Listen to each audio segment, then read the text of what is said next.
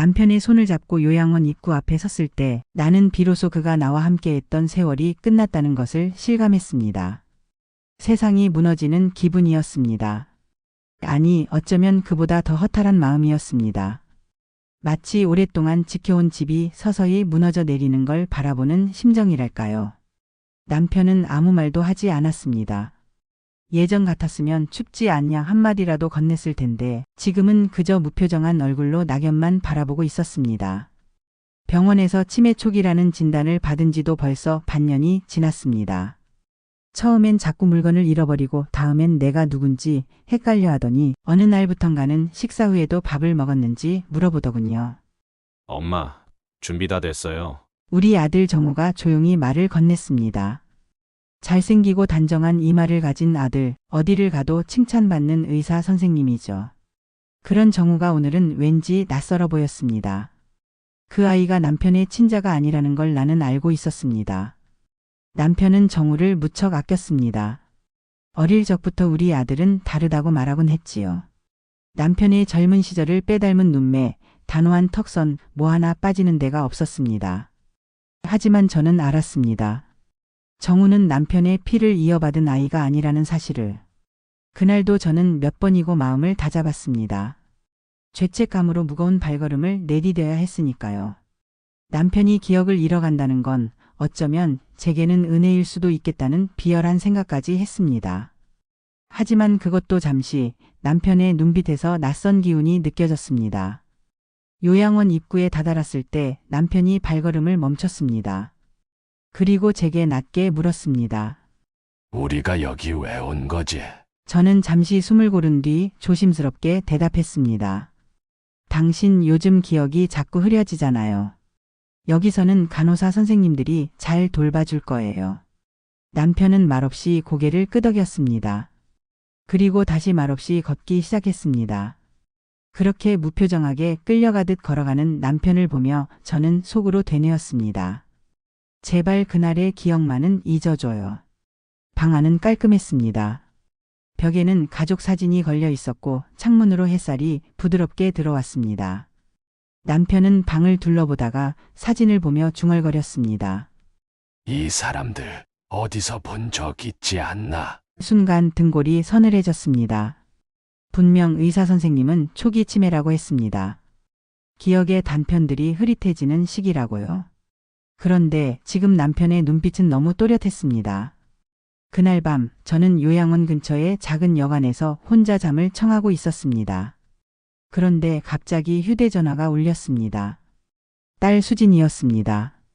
엄마, 나 아까 이상한 일 있었어. 무슨 일인데? 아빠가 내 방 문을 두드렸어. 그리고 정우 오빠 진짜 우리 가족 맞냐고 물었어. 심장이 철렁 내려앉았습니다. 뭐라고? 엄마, 아빠 치매 맞는 거야? 아까까지는 괜찮았는데 그 말 한 뒤에 그냥 돌아서더니 다시 평소처럼 아무렇지도 않게 행동했어. 그런데 그 눈빛이 너무 이상했어. 전화기를 붙잡고 한동안 아무 말도 할 수 없었습니다. 그날 밤 저는 한숨도 잘 수 없었습니다. 수십 년 전의 기억이 다시 되살아났습니다. 그날의 잘못, 그날의 어둠이 마치 살아 숨쉬는 것처럼 제 목을 조여왔습니다. 다음 날 저는 남편이 있는 방으로 조용히 들어갔습니다. 그는 창가에 앉아 있었습니다. 바깥을 멍하니 바라보는 그의 옆모습이 낯설기만 했습니다. 저는 살그머니 그의 곁에 앉았습니다. 잘 주무셨어요? 남편은 대답하지 않았습니다. 대신 아주 조용히 중얼거렸습니다. 기억이 다 지워져야 하는데. 그 속삭임은 마치 제 죄를 증명하는 독백 같았습니다. 저는 문득 알게 되었습니다. 남편은 모든 걸 기억하고 있을지도 모른다는 것을. 결혼 3년 차였던 그해 봄, 남편은 6개월간 지방의 한 건설 현장으로 파견 근무를 나갔습니다. 새벽에 출근하고 밤늦게 들어오던 남편이 어느 날 짐을 꾸리며 말했었죠. 당신 고생 좀 하겠어. 엄마랑 단둘이 지내야 할 텐데. 그 말에 저는 아무 대답도 하지 못했습니다. 당시의 시어머니는 한없이 완고하고 권위적이었고 하루에도 12번씩 제게 잔소리를 퍼부어댔습니다. 된장찌개가 왜 이렇게 짜? 내 친정에서는 이렇게들 먹나 보지. 아무리 봐도 내 속은 안 곱다. 남편이 고생하는데 얼굴에 화장할 시간은 있네. 그렇게 날이 갈수록 제 마음은 지쳐갔고 그 틈을 타고 들어온 사람이 있었습니다. 시어머니의 조카, 그러니까 남편의 사촌 동생이라는 사람이었습니다. 시어머니 심부름으로 자주 집에 들르던 그는 제게 유난히 친절했습니다. 힘들지 않느냐며 말을 걸어주고 장 보는 걸 도와준다며 일부러 시간을 내주곤 했습니다. 처음에는 경계했습니다. 저 사람이 왜 나한테 이렇게까지 친절하지? 의심했지만 마음 한구석에서는 그 후일을 원하고 있었는지도 모릅니다. 아무도 내게 힘들지 않냐고 물어봐주지 않던 그 시절, 그 한마디에 저는 무너졌던 겁니다. 어느 날 저녁 시어머니가 뜻밖에도 말했습니다. 너도 사람인데 숨 좀 돌려야지. 친정에 다녀와. 그 말이 그렇게 달콤하게 들릴 줄은 몰랐습니다. 오랜만에 맡는 친정집 냄새, 어머니의 된장국, 딱딱한 방바닥마저도 천국 같았습니다. 그런데 그곳에 그는 따라왔습니다. 마침 근처 들렀다가 괜찮으시면 저녁이라도 대접하고 싶었어요. 그날 밤 친정 뒷마당 감나무 아래에서 우리는 나란히 앉아 있었습니다. 말없이 하늘을 바라보던 그가 말했습니다. 항상 당신이 안쓰러웠어요. 웃고 있어도 눈이 슬퍼 보여서. 그 말이 제 마음에 스며들었습니다. 너무 깊게, 너무 따뜻하게. 결국 저는 그 사람의 손을 붙잡고 말았습니다. 정신을 차렸을 땐 이미 돌이킬 수 없는 강을 건너고 있었습니다. 이건 절대 아무에게도 말하면 안 돼요. 그 사람의 목소리는 떨리고 있었습니다. 제 심장은 더 크게 뛰었습니다.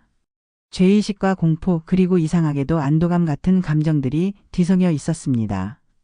그 일이 있고 얼마 후 저는 임신 사실을 알게 되었습니다. 잠을 이루지 못하는 밤이 며칠이나 이어졌는지 모릅니다.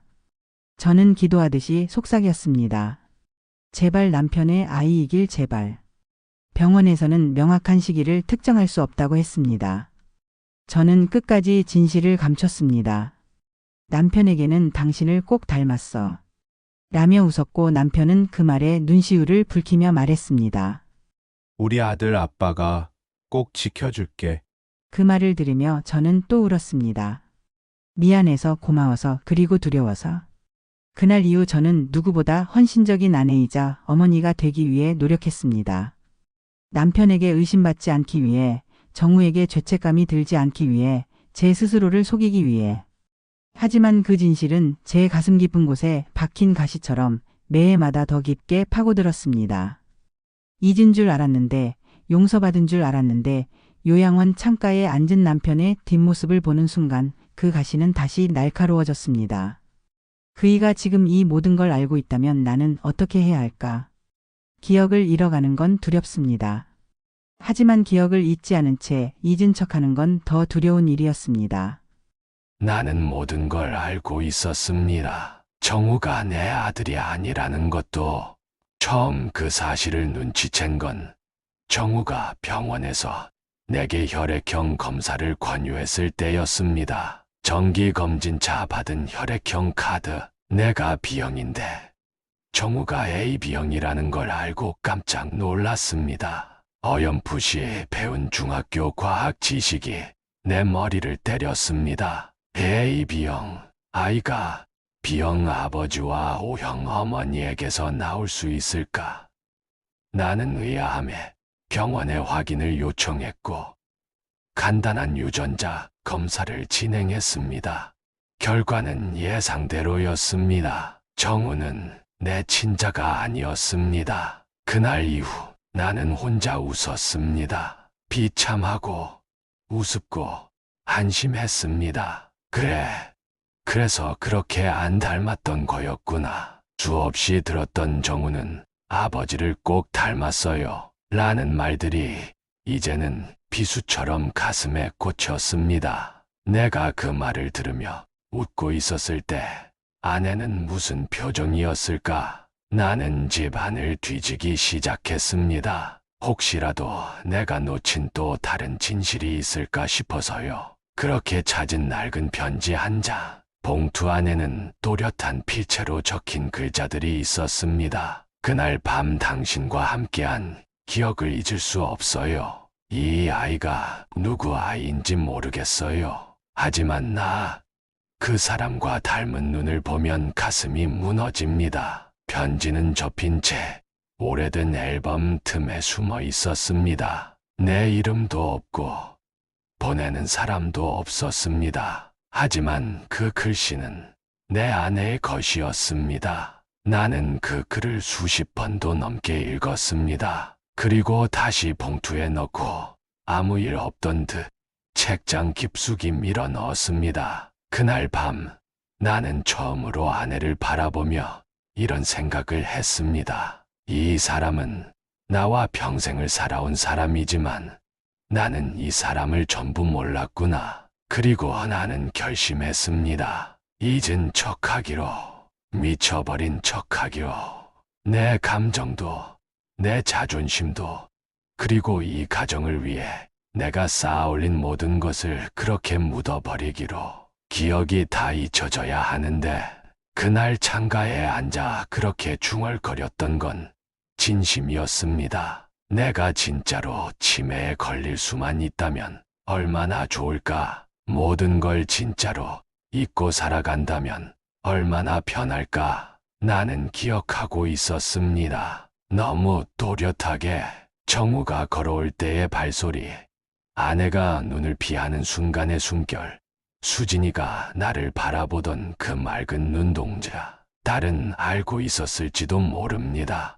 언젠가 밤중에 내 방 앞을 지나가던 딸의 그림자. 아빠, 주무세요. 수진이의 목소리는 조심스러웠고 나는 대답 대신 눈을 감았습니다. 아이들은 아무 잘못이 없습니다. 그래서 더 미안하고 더 슬펐습니다. 나는 요양원에 스스로 들어온 거나 마찬가지였습니다. 의사가 말한 증상은 있었지만 아직은 이성도 있었고 판단력도 있었습니다. 나는 그걸 포기하고 싶었습니다. 더는 버티고 싶지 않았습니다. 사랑했던 사람에게 그렇게 배신당하고도 살아야 한다는 게 견딜 수 없었습니다. 하지만 그 사람을 미워할 수는 없었습니다. 함께했던 40년이란 시간이 그녀의 죄보다 더 길게 내게 남아 있었기 때문입니다. 그날 밤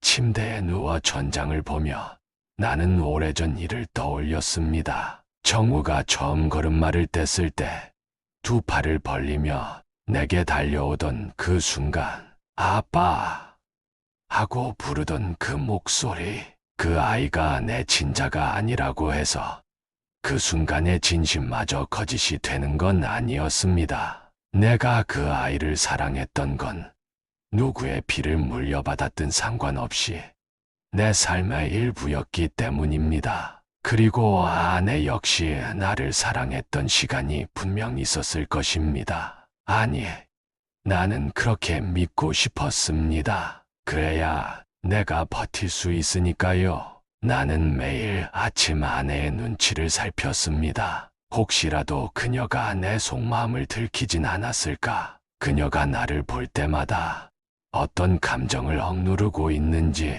그 눈빛을 보는 게 너무나 고통스러웠습니다. 그러면서도 나는 그녀가 먼저 입을 열어주길 바라고 있었습니다. 단 한 번이라도 미안해요 한마디를 해줬다면 나는 그 모든 걸 내려놓고 싶었을지도 모릅니다. 하지만 그녀는 침묵했습니다. 그 침묵이 오히려 더 무거웠습니다. 말없는 고백, 말없는 회피, 말없는 죄책감, 그 모든 것들이 내 가슴을 짓눌렀습니다. 그래서 나는 오늘도 잊은 척합니다. 기억을 잃은 척, 무너진 척, 흔들리는 척. 그 척이라는 연기를 멈출 수가 없습니다. 만약 내가 멈추는 순간 이 가족은 무너질 테니까요. 남편의 눈빛은 어딘가 낯설었습니다. 멍하니 허공을 바라보면서도 무언가를 꿰뚫는 듯한 그 시선. 그것이 단지 치매의 증상일 수는 없다고 내 안에 무언가가 말하고 있었습니다. 그날 이후 나는 남편이 하는 말 하나하나에 예민해졌습니다. 저 사람 누구지? 라며 가족 사진을 보며 중얼거리는 남편의 말, 여기가 낯설다는 그의 읊조림. 처음엔 그냥 아픈 사람의 헛소리라고 넘기려 했지만 곧 확신하게 되었습니다. 그이는 잊은 척하고 있었던 겁니다. 밤마다 잠들지 못하고 뒤척였습니다. 남편의 목소리가 자꾸 머릿속을 맴돌았습니다. 기억이 다 잊혀져야 하는데 그 말에 담긴 슬픔이 너무도 또렷하게 느껴졌습니다. 자신이 정말 기억을 잃고 싶은 이유가 있다는 것, 그 이유가 내가 아닐까? 정우가 아닐까? 두려움은 점점 현실이 되어갔습니다. 나는 서랍을 열었습니다. 그곳에는 내가 젊은 날 적어 내려간 오래된 편지가 한 장 들어 있었습니다. 아기였던 정우를 안고 친정에 들렀을 때 친정엄마 몰래 작성해 간직했던 그 편지. 언젠가 그이가 읽게 될지도 모른다는 생각에 아니 어쩌면 일부러 숨겨두었던 걸지도 모릅니다. 그날 밤 당신과 함께한 기억을 잊을 수 없어요. 이 아이가 누구 아이인지 모르겠어요. 하지만 그 사람과 닮은 눈을 보면 가슴이 무너집니다. 손끝이 떨렸습니다. 편지를 쓴 건 나였지만 그것이 내게 돌아와 나를 찌르는 날이 이렇게 찾아오리라고는 생각지 못했습니다. 나는 편지를 다시 접어 서랍 속 깊숙한 곳에 넣었습니다. 그리고 그날 밤 요양원으로 향했습니다. 남편은 창가에 앉아 있었습니다. 희미하게 미소 짓고 있는 듯한 얼굴. 나는 조용히 그의 맞은편에 앉았습니다. 오늘 하늘이 참 예쁘네요. 그래요. 그이가 그렇게 대답했습니다. 그 말투는 너무나 자연스러웠습니다. 정말 모르는 사람처럼 말하는 사람이 어떻게 그런 눈빛을 할 수 있을까요? 나는 무너지듯 물었습니다. 당신 나한테 할 말 없어요? 남편은 잠시 고개를 갸웃하더니 미소 지으며 말했습니다. 무슨 말씀이세요? 저 기억이 잘 안 나서요. 그 말에 나는 처음으로 그이 앞에서 오열했습니다. 들키지 않으려 속으로만 삼키던 죄책감이 넘쳐 흘렀습니다. 미안해요. 정말 미안해요. 내가 그렇게 살면 안 됐는데 나한텐 당신밖에 없었는데. 나는 흐느끼며 그의 손을 덥석 잡았습니다. 따뜻했습니다. 여전히 내 남편의 온도였습니다. 그 순간 남편의 눈가에 아주 작은 떨림이 있었습니다. 그는 아무 말 없이 내 손을 꼭 잡아주었습니다. 말은 하지 않았지만 나는 느낄 수 있었습니다. 그이도 나만큼 아팠다는 것을. 며칠 뒤 요양원 원장에게서 연락이 왔습니다. 남편이 멍한 상태로 간호사의 이름을 반복해서 부르며 대소변 가림이 어려워지고 있다는 소식이었습니다. 뇌 MRI를 찍어본 결과 진짜로 퇴행이 시작되었다는 말이었습니다. 나는 하늘이 무너지는 것 같았습니다. 이제 와서 모든 걸 말하려던 참이었는데 그이는 정말 기억을 잃어가고 있었습니다. 나는 남편 옆에 붙어 앉았습니다. 그리고 매일같이 아침부터 저녁까지 함께 했습니다. 정우는 해외 학회 때문에 자리를 비웠고 수지는 조용히 나를 도와주었습니다. 간호사 선생님들은 우리를 가장 자주 오는 가족이라며 칭찬했습니다. 하지만 나는 알았습니다. 그건 속죄였습니다. 나의 죗값을 내가 돌보는 것이었습니다. 하루는 수진이 나를 붙잡고 조용히 말했습니다. 엄마, 나 예전부터 알고 있었어요. 나는 고개를 들 수 없었습니다. 수진은 조용히 덧붙였습니다. 정우 오빠 아빠 친자가 아니란 거. 대학생 때 우연히 서류를 봤어요. 그리고 아빠가 요즘 보여주는 모습 연기라는 것도 어렴풋이 알았어요. 나는 눈물을 쏟으며 수진을 끌어안았습니다. 왜 아무 말도 안 했니? 엄마도 아빠도 너무 애쓰고 있었잖아요. 그냥 내가 지켜보는 게 최선이었어요. 그 순간 나는 이 아이만은 지켜야겠다고 마음먹었습니다. 이 아이는 내 죄와 상처의 유일한 증인이자 내 삶의 구원이었습니다. 며칠 뒤 남편이 내 이름을 불렀습니다. 순자야. 정확한 목소리였습니다. 놀라서 그를 바라보니 그는 내게 미소 지으며 말했습니다. 고마워요. 그날 이후 그는 단 한마디도 하지 않았습니다. 그 마지막 고백을 끝으로 그는 더 깊은 어둠 속으로 들어갔습니다. 그의 침대 머리맡에는 우리가 젊던 시절 찍었던 흑백 사진 한 장이 붙어 있었습니다. 서로를 바라보며 웃고 있는 사진. 나는 매일 그 사진을 닦았습니다. 먼지가 끼지 않도록 흐려지지 않도록. 그이는 나를 잊었지만 나는 그이를 잊지 않으렵니다. 내 인생의 마지막 장은 그이 곁에서 조용히 덮을 작정입니다.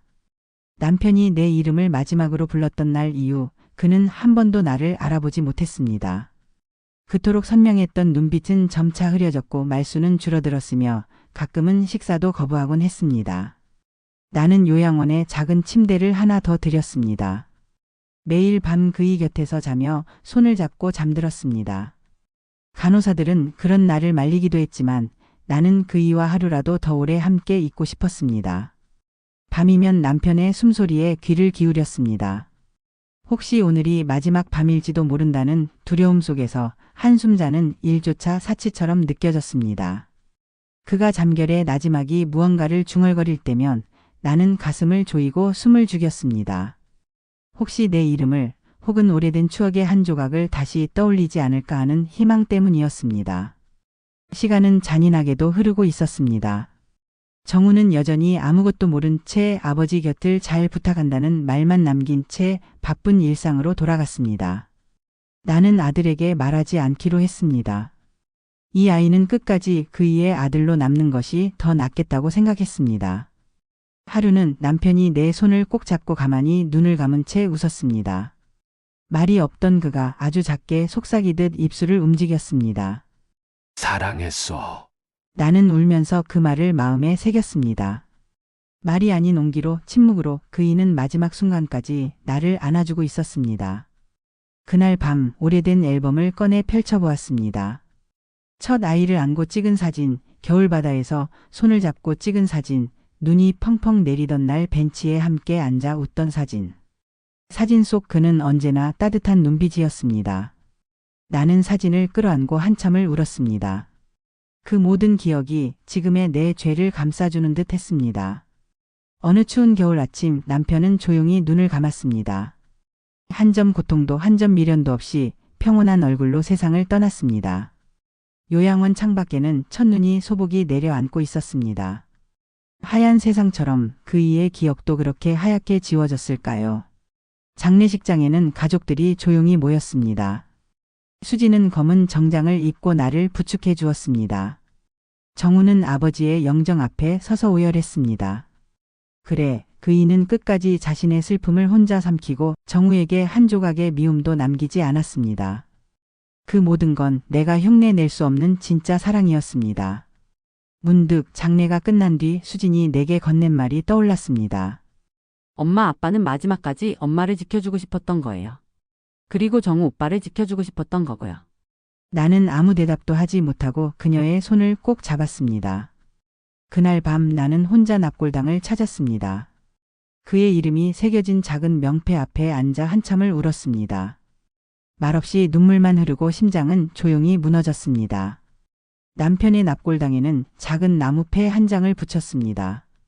기억은 사라졌지만 사랑은 남았습니다.